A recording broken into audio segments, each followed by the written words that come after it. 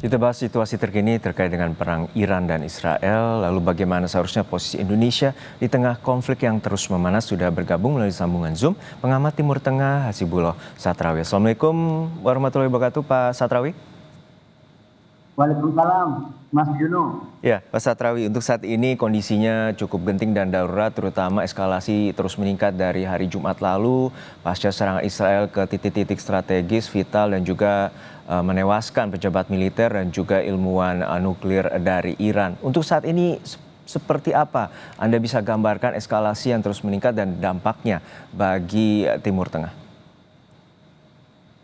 Ya, terima kasih Mas Juno. Sebelum kita lebih dalam tentang membahas tentang persoalan ini, saya ingin memulai dari empati sekali lagi kepada kedua belah bangsa, terutama warga sipil yang menjadi korban daripada perang ini. Karena sekali lagi tidak ada orang yang menginginkan perang dan perang selalu menimbulkan penderitaan seperti ini. Kita doakan semoga segera ada jalan keluar dan semuanya kembali damai. Terkait dengan pertanyaan Mas Juno, kalau kita baca dari perkembangan terbaru, katakan di hari ke-6 ini, terus terang eskalasinya semakin memuncak menurut saya, terutama dengan posisi atau kebijakan Amerika yang istilahnya sudah kayak semakin dekat dengan keputusan untuk melibatkan diri. Belum pasti, tapi dilihat dari ultimatum dan ancaman-ancaman yang muncul, ini terus terang hari ini jauh lebih kuat daripada 5 hari sebelumnya.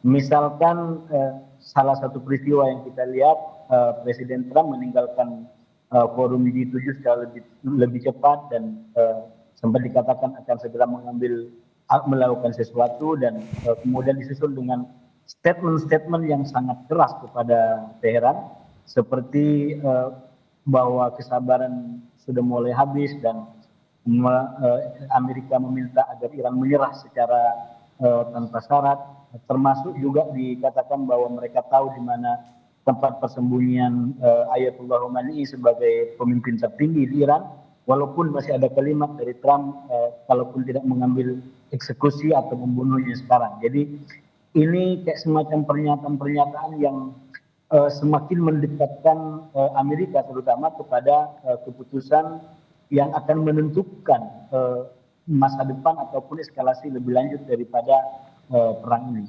Saya selalu katakan Mas bahwa perang ini akan mengalami peningkatan yang lebih signifikan kalau terjadi dua hal. Yang pertama, apabila Amerika sudah terlibat secara langsung, baik karena Iran menyerang lebih dulu pangkalan-pangkalan militer Amerika di kawasan, ataupun mungkin Amerika sendiri yang secara tidak tahan lagi langsung masuk ke gelanggang tempur ini.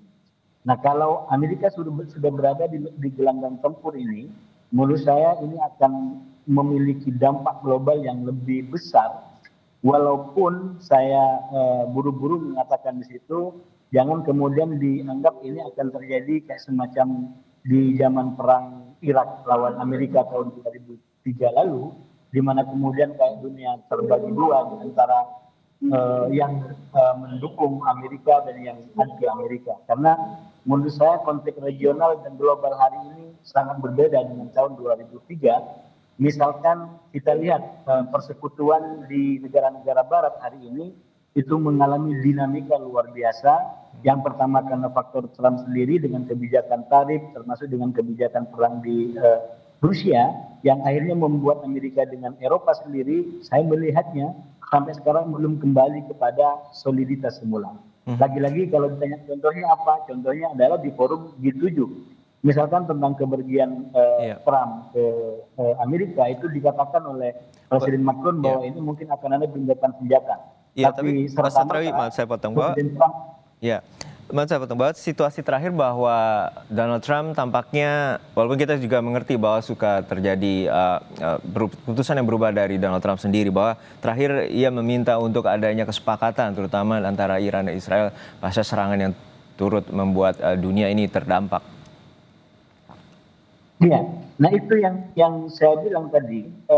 Saya pernah menulis Mas Dino di Kompas tentang strategi dua tangan yang digunakan oleh Trump secara umum. Dua tangan itu secara umum katakanlah tangan kanan dia ngasih madu, tapi tangan kiri dia akan kasih racun.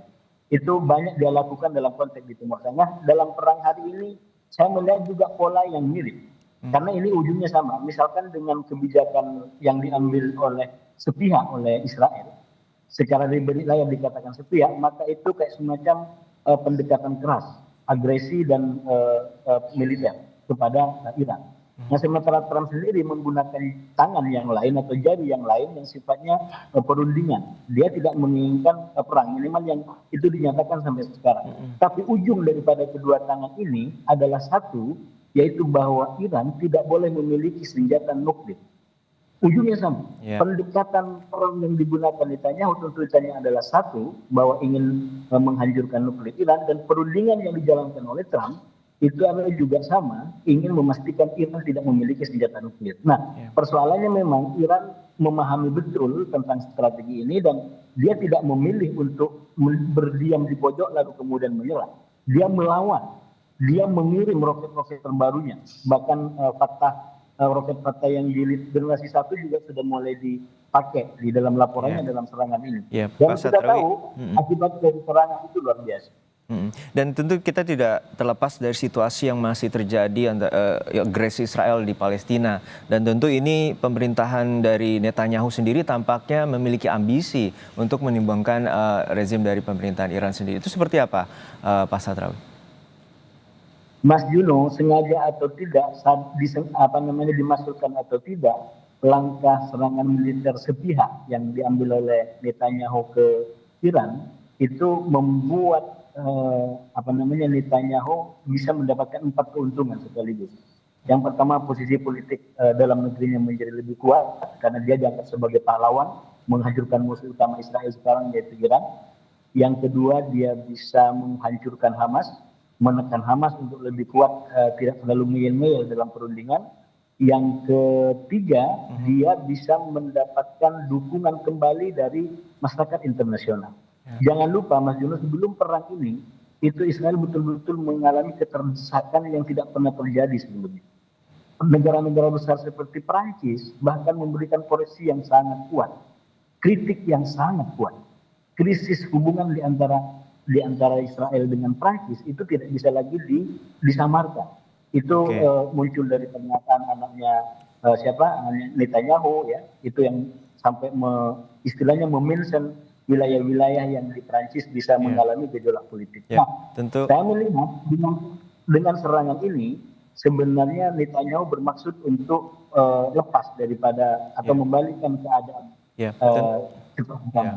Tentu dunia terus mengecam tindakan Netanyahu yang terjadi di Palestina, terutama genosida yang terjadi di Palestina. Tentu ini jadi perhatian kita semua bahwa serangan rudal antara Iran dan Israel ini tidak hanya korban jiwanya juga meningkat, warga sipil yang menjadi korban. Lalu seperti apa upaya terutama dari posisi Indonesia untuk saat ini dan negara lainnya agar terciptanya kedamaian di Timur Tengah? Menurut saya gini Mas Juno, ini tergantung agenda kita ya. Untuk pemerintah kita, kalau dari perang Irannya sendiri, maka memang harus penting kita ngambil langkah-langkah nyata agar ini tidak semakin meningkat. Karena kita punya agenda ekonomi, perbaikan ekonomi yang begitu besar dari Bapak Presiden. Kalau perang ini terus berkelanjutan, sedikit atau banyak itu pasti akan mengalami dampak. Terutama kalau harga minyak terus mengalami peningkatan, yang sekarang sudah sampai kisaran $75. Bahkan beberapa media di Timur Tengah sempat mengatakan kalau terus memanas bisa jadi sampai lebih pada $100. Nah, itu artinya akan menjadi petaka ekonomi bagi banyak negara termasuk Indonesia. Nah, cuman yang menurut saya yang kedua yang tidak kalah penting Mas Juno, kita juga selain soal menjaga kepentingan ekonomi, kita fokus kepada agenda politik luar negeri kita. Apa agenda politik luar negeri kita? Yaitu memberikan dukungan sebanyak-banyaknya kepada kemerdekaan Palestina. Berarti kalau ini diimplementasikan, sekarang orang terbawa dengan langkah Netanyahu menyerang Iran, semua orang bicara Iran, tidak lagi bicara Palestina. Padahal di Palestina seperti yang saya bilang tadi, itu ada agenda penting. Misalkan akhir bulan ini rencananya Prancis Baik. dan Arab Saudi akan bikin konferensi internasional untuk mengakui Palestina. Nah, saya mengusulkan kepada pemerintah untuk tetap fokus. Jadi jangan terbawa dengan langkah yang ditanya. Kita harus ikut langkah kita sendiri, yaitu mendukung kemerdekaan Palestina dengan Baik. semua agenda dan rencana yang sudah ditetapkan sebelumnya. Baik, kita terus mendorong bagaimana pemerintah juga tetap konsisten mendukung kemerdekaan bagi Palestina dan juga mendukung bagaimana perdamaian dunia juga terus dihembuskan agar tidak lagi korban jiwa jatuh dari warga sipil. Terima kasih atas perspektif Bapak Hasibullah Satrawi, pengamat Timur Tengah bersama kami di Kompas Siang.